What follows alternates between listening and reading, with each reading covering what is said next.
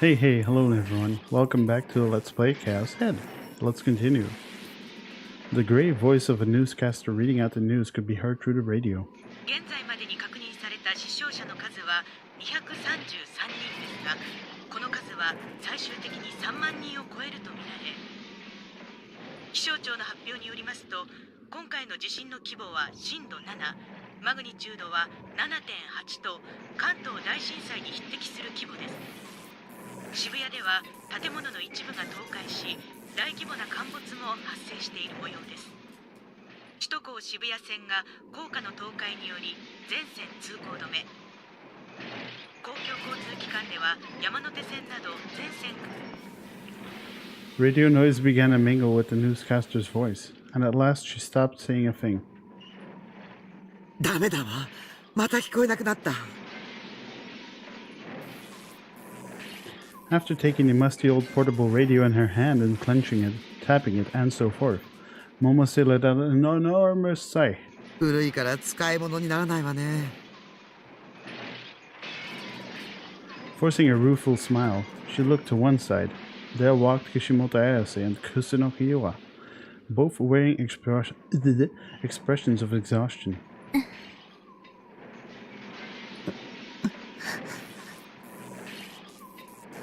Both Ayase and Yua's school uniforms were completely soiled with dirt, making it readily apparent how much they had struggled to walk this far.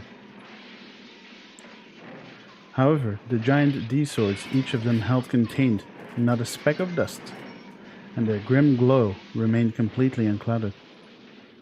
After the earthquake took place, Yua and Ayase had returned to Shibuya from Roppongi on foot, and by going even further to the Frisia office, they were able to join up with Momose. Expecting the missing bum to come back, the three of them spent the night near the office, in a mixed-use building, which tilted from the earthquake, and which had looked ready to topple over at any minute now. But in the end, Bun hadn't shown himself. Momose proposed leaving Shibuya, but Ayase disagreed. グラジオールが目覚めたのに、早く他の口説きして合流しないと。She asserted, tugging forcefully at Yua's hand and heading off towards the wreckage-swamped central district of Shibuya. Yua and Momose were left with no other option but to go along with her. 7 in the morning. Less than an hour had passed since the brightening of the sky. There was absolutely nothing in the way of refreshing morning air. The wretched state that had been hidden by the darkness of night grew gradually more and more visible together with the arrival of the sun. Now they were right in the thick of it. The neighborhood of Shibuya had transformed into a vision of hell. The roadways were broken to pieces, with their asphalt projecting up. A number of buildings had collapsed, and the sides of the streets were buried in fallen wreckage. Most everything made of glass had cracked, and even a huge sign originally found on the roof of a building had fallen and was lying down there. Walk forward a little, and they would come across corpses left strewn about every which way. It pained Momose every time she saw those bodies, and she would mentally press her hands together in their name. But there were so many of them. Midway through, she made up her mind not to think about it. Otherwise, her heart wouldn't last much longer. The people they had occasionally passed were expressionless and appeared to be wandering around on heavy feet without a destination. Several men cooperating in an effort to rescue those buried alive in the wreckage, but there was little they could do without any heavy machinery. Momose looked again at the thing Yuan had in her hand. A D-sword. Ayase had explained it to them. A sword one could draw as if by magic, out of nothingness. Ban had been telling the truth. Yua seemed startled and bewildered by the fact that she had obtained one of those swords. ねえ、岸本さん。Ayase, walking ahead, didn't look back when Momose called to her. Her expression was tinged with impatience. このディソードを持つ人は、あなたたちを含めて全部で7人いるっていうこと？そうよ。他の人たちがどこにいるのかわかるの？わからないわ。だったら感じるのよ、意志を。こっちで間違いないわ。Ayase was an impenetrable fortress. Helpless, Momose repeated the same words for the nth time. 今むやみに歩き回るのは危ないわ。ひとまず安全なところに避難するべきよ。ダメよ。時間がないの。もしかしたら他の黒騎士だったかしら。その人たちだって避難場所にいるかもしれないでしょ。そうですよ、岸本さん。私も避難場所に行くべきだと。Ayase came to an abrupt halt, as if Yua's argument in support of it had taken effect. She narrowed her eyes. The ravaged street of Dogan Hill, which cars could no longer drive along. She cast her eyes beyond it. いたって何が？ At the end of Ayase's line of sight was the figure of a lone girl, walking toward them from the station. She wore a Suimei Academy uniform that was even more tattered than Ayase's and Yua's. As she embraced a massive cross-shaped sword to her chest with her left hand alone, her footsteps were uncertain, and she seemed about to collapse at any moment. 大変！ Her body jiggling as she went, Momose ran up to that girl, to Nishijo Nanami. She was concerned about the D-sword Nanami bore up, but for now she set aside the prospect of inquiring after it, and instead supported Nanami's small-statured form. 大丈夫？よく頑張ったわね。今病院に連れて行ってあげるから気をしっかり持つのよ。 As Momose spoke encouragingly, Nanami turned vague eyes in her direction.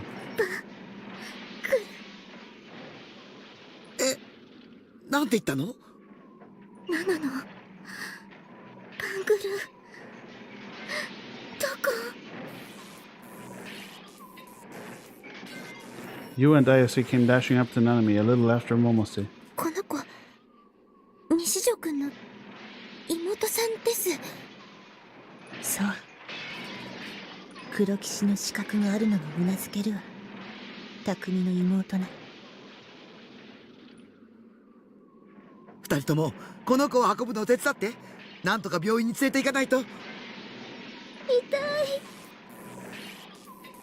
Nanami moaned in pain.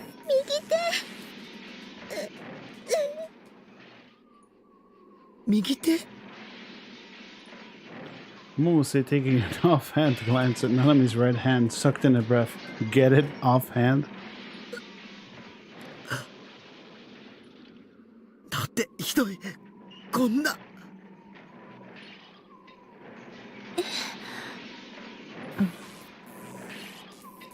You and Ayase couldn't comprehend why Momose was so shaken up.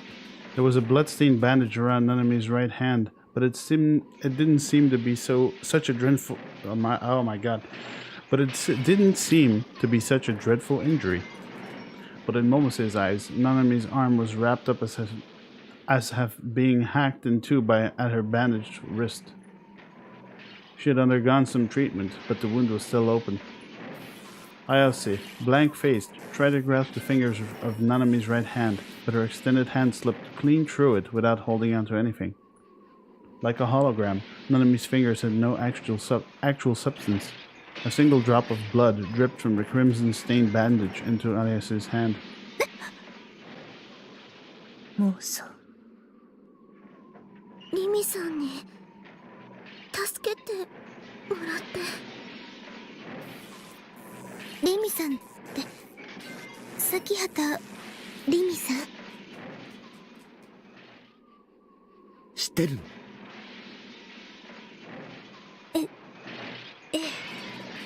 西条くんのお友達の。 As she had thought of Takumi himself as the true culprit behind the New Gen incidents, Yua had investigated him in considerable detail.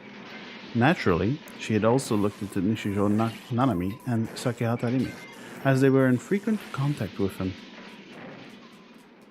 On the other hand, Ayase's usual cool expression grew minutely more severe when she heard Rimi's name.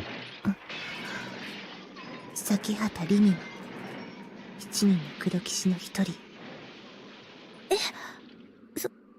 そうなんですか？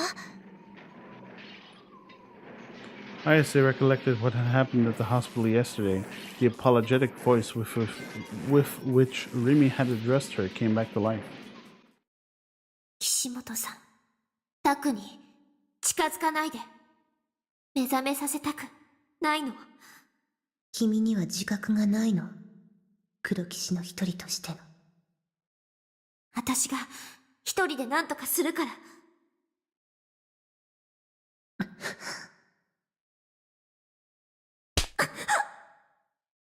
とても美しいわ、その思いは。でもそれは、大いなる意志の望むことじゃない。私も、望んでいないわ。あなた一人に全てを背負わせるなんて。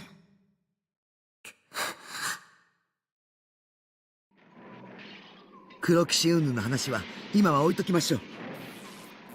とにかく早く病院に連れて行かないと血が止まらないわ。Momose gently laid the handkerchief she carried with her against Nanami's wound. すごい熱だし顔色も悪い。急がないと。お兄に会いたいよ。 A single tear streamed from Nanami's empty eyes. A second later, it happened without warning. Suddenly, the street where Momose was standing caved in with a roar. As they lost a place to stand, Momose and the four others began free-falling, pulled down by gravity. As though they were plummeting toward the darkness of a bottomless abyss. As the hallucination overcame her, Momose forgot her age and screamed. Sorry about all the noise, by the way. My windows are open because it's really hot today. When I came to, there were thick clouds overhead. At some point, day had dawned. But I couldn't see a blue sky anywhere. It seemed dispiriting, an oppressive sky. Far away rang the noisy sirens of a number of ambulances and fire trucks. The shapes of helicopters circling high in the air came flying into my field of sight. There were an awful lot of them swooping around, almost like a swarm of flies. My head throbbed, like a road construction was being carried out inside my skull. It was a more severe pain than what I'd felt during the previous earthquake.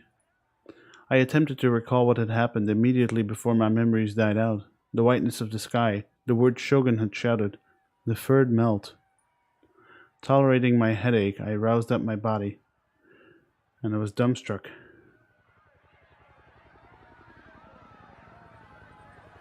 The scenery I had known so well was gone. It was similar to the imagined spectacles of the Y2K that had been all the rage about a decade ago. Shibuya had collapsed.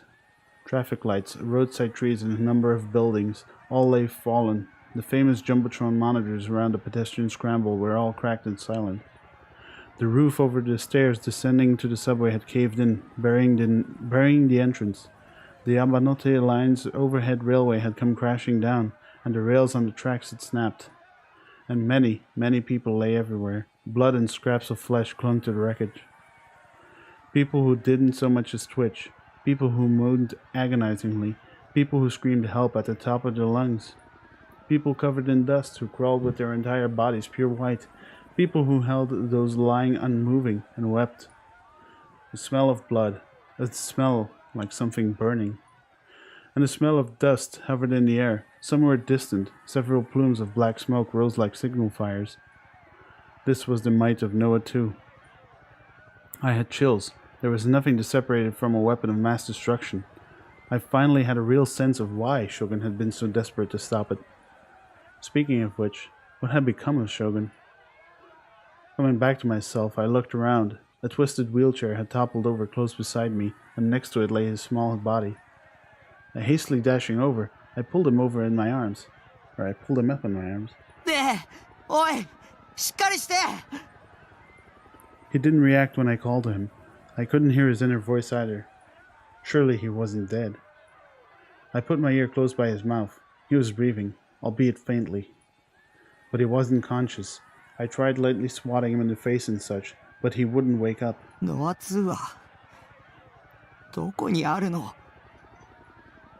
Without knowing that, I couldn't so much as go to rescue Rimi and Nanami. I should have asked Shogun beforehand. Clicking my tongue in irritation, I took my cell phone out of my pocket. But it was out of power, and it remained unresponsive no matter how much I fiddled with it.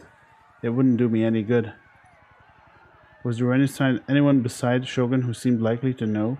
Think about it. You've got to think. You don't have time to dawdle. While you falter like this, that Norase guy might kill the captive Rimi on a whim. Who? Someone who would probably become my ally, who was well versed when it came to Noah too.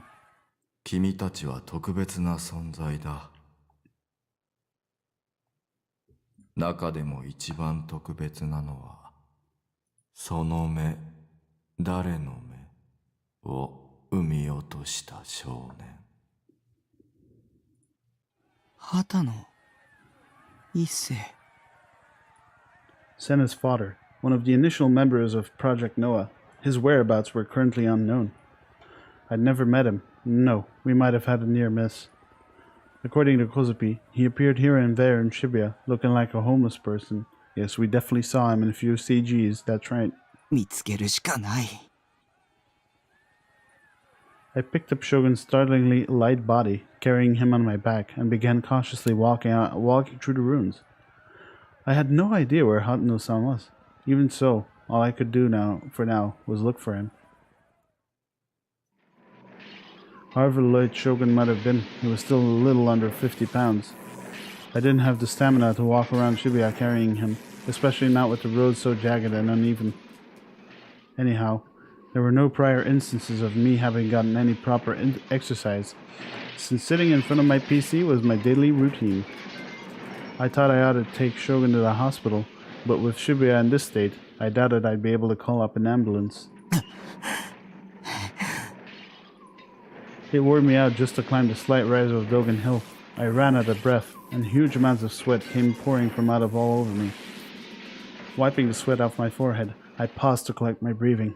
砂をかめ砂をかめ小宿すような苦しみを帯びて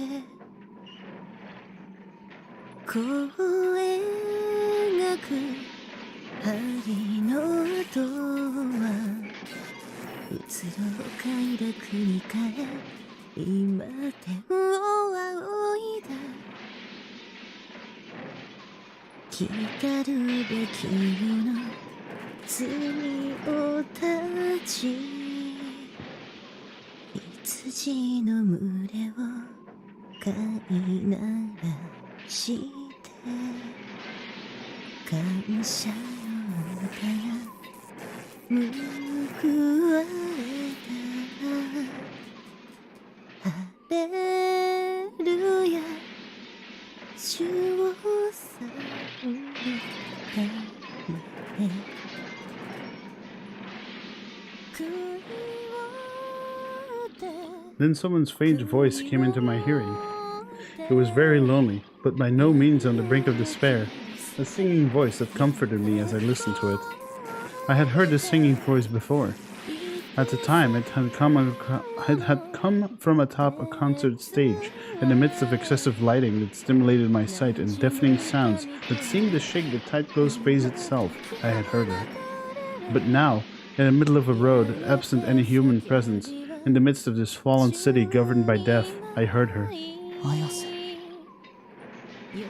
Laying Shogun down where I stood, I surveyed the area. But in terms of human forms, all I could see were a number of corpses lying prone. Doing my best not to look at them, I searched for Ayase. Where on earth had I heard her singing from? In front of me was a caved-in street. A huge hole opened its jaws there. If I remembered right, the subway ran beneath this road. While thinking to myself that it couldn't be, I tentatively looked down from the edge of the hole. It was about 5 meters deep. A vast amount of small debris had piled up inside. Ayase lay fallen there. 匠今助けるよ。 I hastily jumped down the hole. I messed up my landing and pretty much fell head over heels down onto the wreckage. Ayase's leg was pinned in place by a huge chunk of concrete, and she couldn't move. I tried to somehow get it off her, but it was heavy and would be impossible to take care of alone. 私だけじゃない。他に3人いるわ。君の妹も。ナナミが。 Why was she here? Wasn't she supposed to have been captured by the man called Norose? ナナミ、ナナミ。 Repressing my bodily pain, I got up and tried shouting, but no answer came. When I looked around in addition to Ayase, I saw a stout woman lying prostrate on her stomach. She wasn't moving, but she didn't seem to have any external injuries, so she probably just lost consciousness. I spotted neither Nanami nor the remaining person. It was possible they'd been buried alive. I had to do something fast.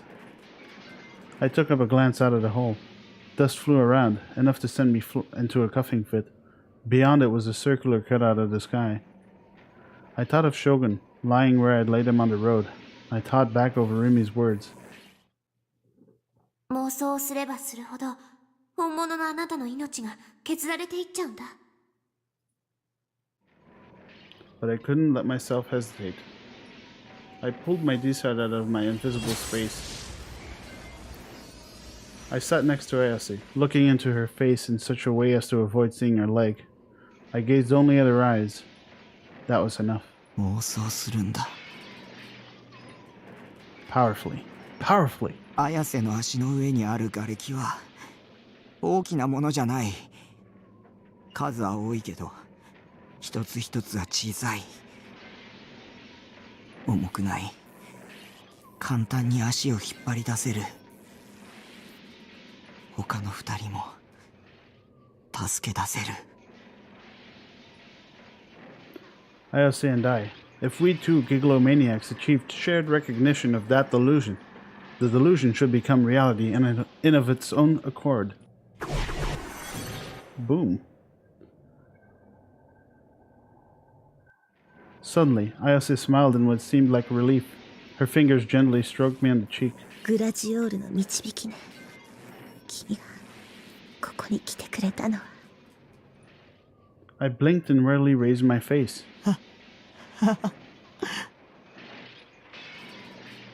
The enormous chunk of concrete on top of Ayase's leg had transformed into a bunch of tiny debris, just like in our delusion. Once we moved some of it out of the way, Ayase could withdraw her leg. I certainly hadn't dreamed it would go this well. Pushing herself up, she rubbed her ankle.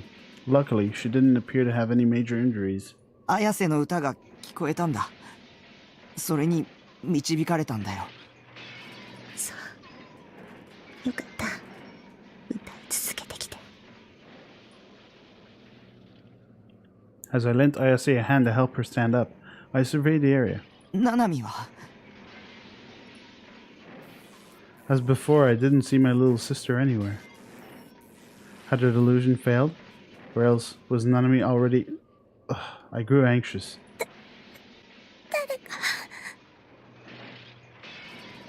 I heard a voice. When I looked in the direction it had come from, I discovered a hand extending from the ruins. I seized that hand, its slender fingers, and peeked in through the... Wow, let me reread that for everyone here. I seized that hand, its slender fingers, and peeked in through the ensuing gap. Oh. A tunnel-like crevice. Buried alive at the bottom of it was a familiar-looking, glasses-wearing girl. Anyways, I think that's enough for this episode. I'd like to give a huge shout out to one of my viewers. I forgot the last part of his name, but the first part was something like Hiro. So I'm pretty sure that's like the thing. Hiro, if you're watching this, and I'm pretty sure you are, thank you for marathoning my entire Let's Play series of this stuff. So far, you've done it in about less than a week. That's amazing. I think you've been watching like 2 weeks maybe, but the last episodes, you've just been plowing through them, man. I really appreciate it. And same for everyone, you know, even if you're not leaving a comment, even if you're just a lurker, I really appreciate you enjoying and viewing my stuff. And I'd like to thank everyone for watching, and I hope to see you on the next episode. Thank you, and until then.